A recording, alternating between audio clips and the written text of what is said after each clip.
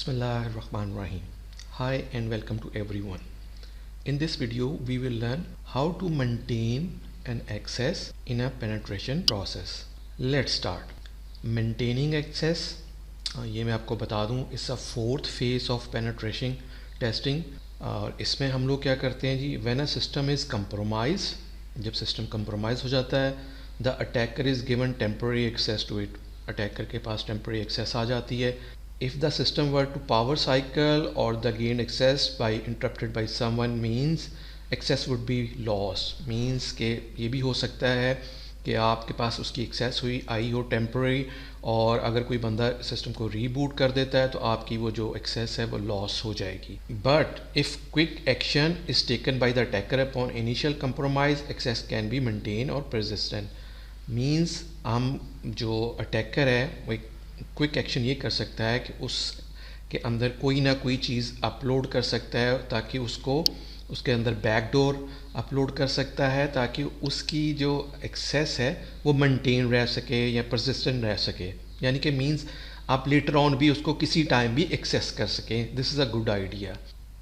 It is frequently a good idea to ensure that you will be able to maintain your access for further examination or penetration of the target network. Maintaining access इसलिए ज़रूरी है या हम लोग क्यों use करते हैं कि हम फर्दर भी जो एग्जामिनेशन कर सकते हैं इन अ टारगेट मशीन और विक्टिम मशीन के ऊपर। कैसे कर सकते हैं? अगर हम लोग मेंटेन एक्सेस कर लेते हैं तो हम किसी टाइम भी लेटर ऑन उसको सिस्टम को एक्सेस करके हम फर्दर भी एक्सप्लोर कर सकते हैं कि उस नेटवर्क पे फर्दर कौन कौन सी मशीन जो है कनेक्टेड हैं, तो हम उसकी भी स्कैनिंग कर सकते हैं, उसके अंदर वल्नरेबिलिटीज़ फाइंड कर सकते हैं।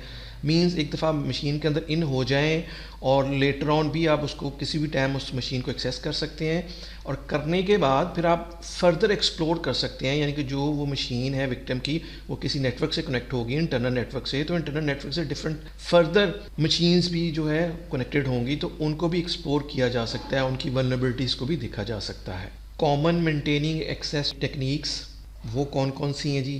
फर्स्ट वन जी, की logging is the action of recording the keystrokes on a keyboard. Means key logging is a some kind of software जो कि स्पाई सॉफ्टवेयर होता है। हम उसको as a maintaining access technique के तौर पे भी यूज़ कर सकते हैं। मींस कि हम उसको विक्टिम के मशीन के ऊपर once you compromise the system, then आप उसके ऊपर की लॉगर इंस्टॉल कर सकते हैं। की लॉगर क्या करता है कि जितनी भी वो की स्ट्रोक्स होती हैं आपकी कीबोर्ड्स की, उनको रिकॉर्ड करता है, एक सिंपल सी टेक्स्ट फाइल के अंदर रिकॉर्ड करता रहता है, और लेटर ऑन जो आपने उसके अंदर सेटिंग की होती है टाइमिंग की, वो फिर आपको उसी के हिसाब से वो जो फाइल जनरेट हो जाती है, टेक्स्ट फाइल जिसके अंदर सारा की लॉग्स होती हैं, वो सारी की सारी जो इन्फॉर्मेशन है वो अटैकर को रिटर्न सेंड करता रहता है टाइम टू टाइम। जो आपने सेंड किया हो, आप 24 आवर्स बाद लेना चाह रहे हैं, it depends on you. Second technique जो हम लोग यूज़ कर सकते हैं वो बैकडोर है, a loophole in order to access system. Backdoor क्या है? मींस किसी भी कोई एप्लीकेशन के अंदर कोई लूप होल हो सकता है। तो इसमें क्या है कि हम लोग क्या करते हैं, कोई बैकडोर एप्लीकेशन क्रिएट करते हैं, एंड देन फिर उस एप्लीकेशन को हम लोग विक्टिम के कंप्यूटर के ऊपर इंस्टॉल कर देते हैं। उससे क्या फ़ायदा होगा कि आप किसी भी टाइम लेटर ऑन आपके पास उसकी एक्सेस हो सकती है, आप रिमोटली एक्सेस कर सकते हैं विदाउट नोइंग ऑफ जो विक्टिम है उसके जाने बगैर ही आप उसको किसी टाइम भी एक्सेस कर सकते हैं। This is the best practice. Normally लोग बैकडोर क्रिएट करते हैं, क्रिएट करने के बाद मीन स्मॉल एप्लीकेशन क्रिएट करते हैं और उसको फिर विक्टिम के कंप्यूटर पे इंस्टॉल कर देते हैं, एंड देन फिर उसको रिमोटली किसी भी टाइम एक्सेस कर सकते हैं। This is the best practice. Third one है जी, remote access. Enable the remote access and add user in order to access system. Basically it's not recommended. Means आपके पास जब आप सिस्टम को कंप्रोमाइज़ कर लेते हैं विक्टिम के, तो आप उसके सिस्टम के अंदर इन हो जाते हैं, एंड देन आप क्या कर सकते हैं कि आप उसके अंदर कोई यूज़र एक नया क्रिएट कर सकते हैं, और क्रिएट करने के बाद उसको रिमोट एक्सेस दे सकते हैं और रिमोट एक्सेस को अनेबल भी कर सकते हैं। अच्छा, इसमें एक प्रॉब्लम ये है कि अगर तो जो विक्टिम है वो थोड़ा सा नॉलेजेबल है, तो वो आपको फ़ौरन से ही देख सकता है कि पकड़ सकता है कि आपने उसके अंदर रिमोट एक्सेस अनेबल किए, न्यू यूज़र उसके अंदर क्रिएट किया गया है, तो ईजीली वो आपको कैच कर सकता है। तो that's why it's not recommended. Next मैं थोड़ा सा आपको बताना चाह रहा हूँ कि what is a reverse shell. Reverse shell क्या है? पहले तो शेल होता है कमांड बेस्ड जो आप एक्सेस लेते हैं, लिनक्स के अंदर भी होता है और इसी तरह जो आपकी विंडोज़ है उसके अंदर कमांड प्रॉम्प्ट जो है उसको हम लोग शेल कहते हैं। नॉर्मली क्या होता है, जो अटैकर है वो अपने विक्टिम को जब एक्सेस करता है तो वो कोशिश करता है कि उसके सिस्टम को थ्रू शेल एक्सेस करने की कोशिश करता है। और इसके अलावा भी आप शेल को यूज़ कर सकते हैं, SSH जो करते हैं उसके थ्रू भी आप शेल को एक्सेस करते हैं, शेल के थ्रू रिमोटली एक्सेस करते हैं किसी भी सिस्टम को। नॉर्मल शेल में क्या होता है कि क्लाइंट जो भी होता है, लाइक हम अपने सिनेरियो में लेते हैं, अटैकर जो है वो अपने विक्टिम मशीन को जब एक्सेस करता है तो वो शेल के थ्रू उसको एक्सेस करने की कोशिश करता है। तो उसमें क्या होता है, वो क्लाइंट से सर्वर को रिक्वेस्ट जाती है। अच्छा, रिवर्स दूसरा ऑप्शन होता है रिवर्स शेल। अच्छा, रिवर्स शेल में क्या होता है कि आप विक्टिम के कंप्यूटर पे कुछ ना कुछ इंस्टॉल कर देते हैं, जिससे वो क्या होता है, वो रिवर्स शेल करता है, यानी कि बैक एक्सेस करने की कोशिश करता है क्लाइंट को। तो जो रिवर्स शेल है, normally this is a best practice for attackers. तो मैं आपको थोड़ा सा बताता हूँ क्यों बेस्ट प्रैक्टिस है।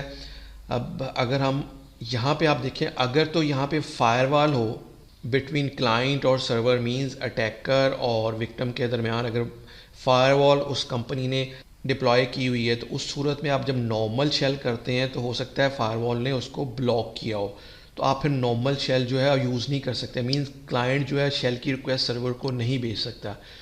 तो फिर क्या होता है जी, जो बेस्ट प्रैक्टिस यूज़ की जाती है, नॉर्मली जो क्लाइंट है यानी कि अटैकर है वो क्या करता है, कोई किसी पोर्ट को एक्सेस करता है जो फायरवॉल पे ओपन होती है। अगर उसके अंदर वल्नरेबिलिटी है तो वल्नरेबिलिटी को करते हुए उसके सिस्टम को एक्सप्लॉइट करते हैं। देन उसके फिर वो क्या करता है, वो उससे रिवर्स शेल लेता है। रिवर्स शेल मींस कि फिर सर्वर जो है नॉर्मली क्लाइंट को रिक्वेस्ट करता है और फिर क्लाइंट जो है उसके थ्रू एक्सेस ले लेता है कमांड बेस। अच्छा, रिवर्स शेल में क्या होता है कि मैं अब थोड़ा सा नॉलेज के लिए बता दूं कि जो फायरवॉल होती है, फायरवॉल जो आपके इंटरनल यूज़र होते हैं उसको तो एक्सेस दी हुई होती है कि वो बाहर किसी भी सिस्टम को एक्सेस कर सके, लेकिन जो बाहर से कोई अंदर एक्सेस ना कर सके वो नॉर्मल शेल के अंदर उन्होंने नॉर्मली किया होता है, ताकि और उसको फायरवॉल पे ब्लॉक किया होता है। लेकिन जो इंटरनली ट्रैफिक होती है उसको अलाउ किया होता है वो बाहर किसी भी सिस्टम को एक्सेस कर सके या इंटरनेट पे जा सके। So this is the way जो रिवर्स शेल काम करता है और नॉर्मल शेल काम करता है। I hope you learned how to maintain access in a penetration testing phase, and also you learned how to reverse shell work. If you like this video, kindly share it with your friends and please subscribe this channel. Thank you.